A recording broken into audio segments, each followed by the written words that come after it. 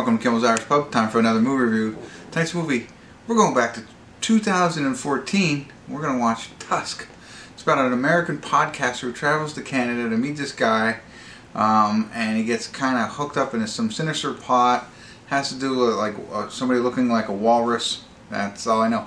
It's on HBO Max, right? So I don't know. I've never seen it, and it has Justin Long in it. Haley Joel Osment. Remember him? He's from Sixth Sense. Genesis Rodriguez, Johnny Depp is in it.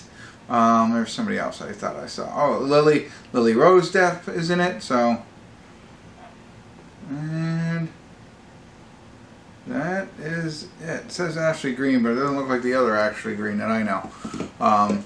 So we'll see. Hour and 41 minutes long. Wow, I forgot to tell you the rating on it, and IMDb at 5.3, so kind of low. 56,551 people rated it so far. So let's see. HBO Max. I'll get into it, find out what it's about, give you a better idea, let you know what I think. Stick around. I'll be back.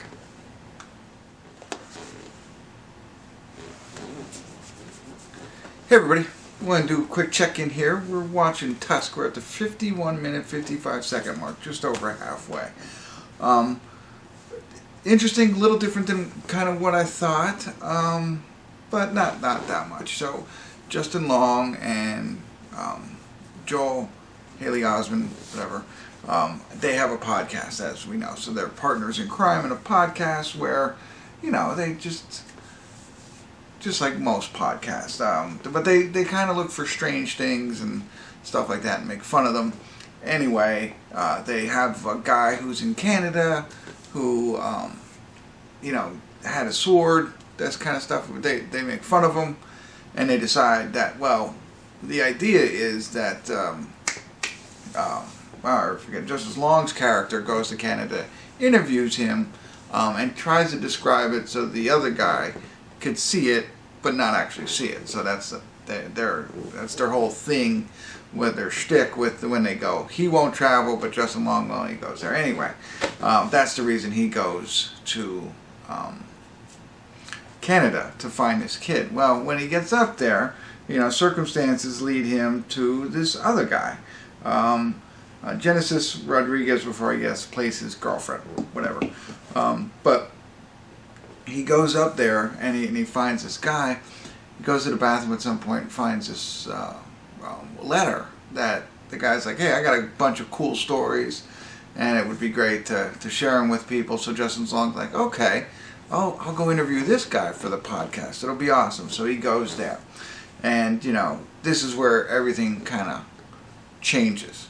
Essentially, it's funny because I just saw House of Darkness with him in it. Very similar type situation. It's almost identical this many years later. So if you haven't seen that, I did a review on that. If I could remember to put that iCard up here or whatever, I'll do that.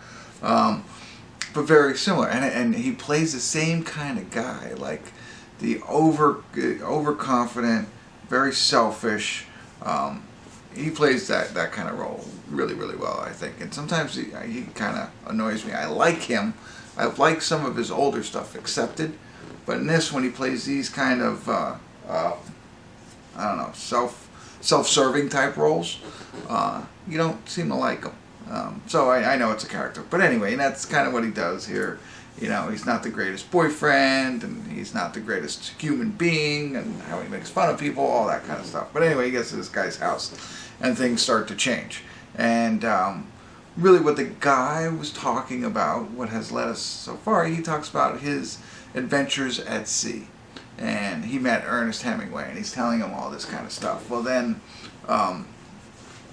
he kind of keeps Justin at his mansion longer than I think Justin was expecting. There's a lot more to that. I just don't want to go into too much detail because, you know, this is stuff that I had to figure out on my own. But as you can imagine, he's kind of there against his will for a little bit long, and he has something in mind. We're not sure of the end game yet, but that's where we are now. You know, his girlfriend and his business partner are back at home, realizing now that he's kind of gone. And we're learning a little bit more about their backstories as well. But part of the Siemens funny when I just say that. His stories was he met a walrus, and he called him Mr. Tusk because of a janitor that he knew when he was a boy, Tuskman. So he called him Mr. Tusk. That's all we got so far on all of that, for the most part. So we'll see where it goes. Like I said, a little different than kind of what I thought was going to happen. I don't know what I thought was going to happen. Maybe we'll talk about it at spoilers, because it might still happen and I don't want to ruin anything. And I think it's interesting, the parallels between this movie and The House of Darkness, which just came out in, I think, 2022, probably just in December. So, almost 10 years later. Just him and what he gets himself into. So, we'll see. All right, I think I'm rambling, but I apologize. Let me get back to it and see where it goes. Stick around. I'll be back.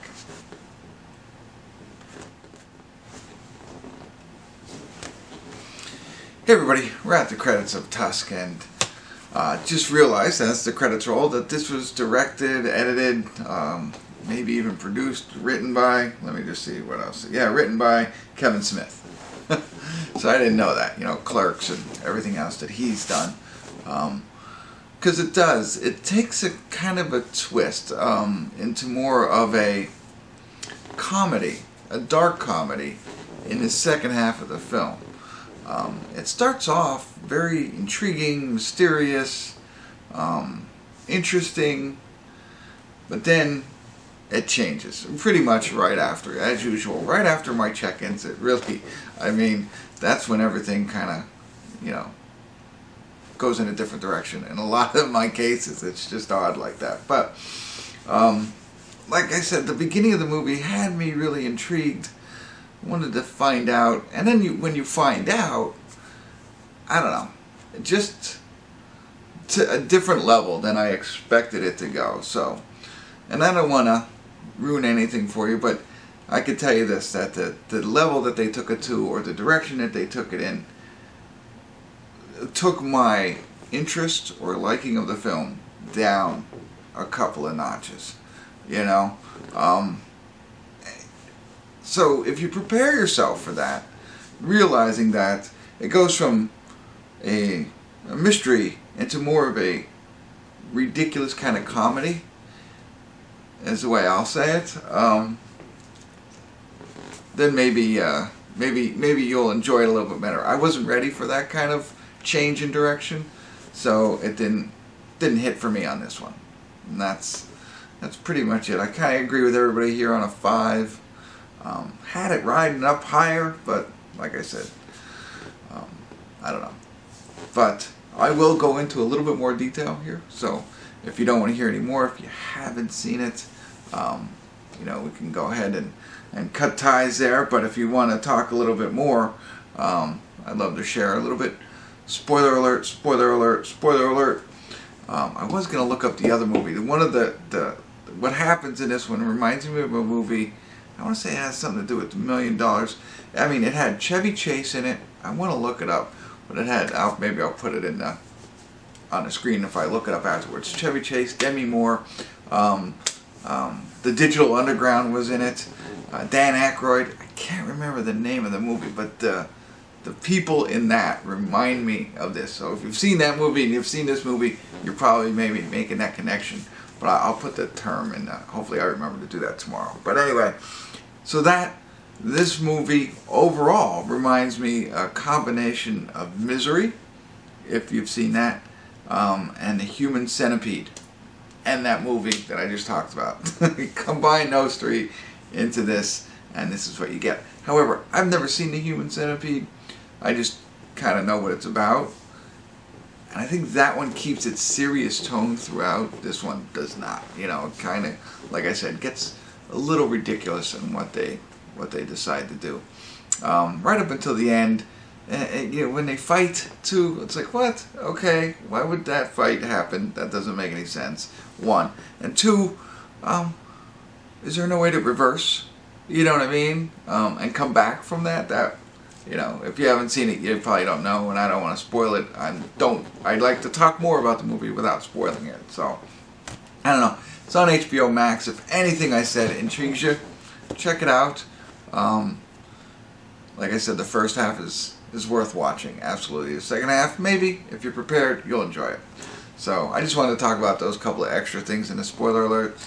If you stuck around with me this long, thanks.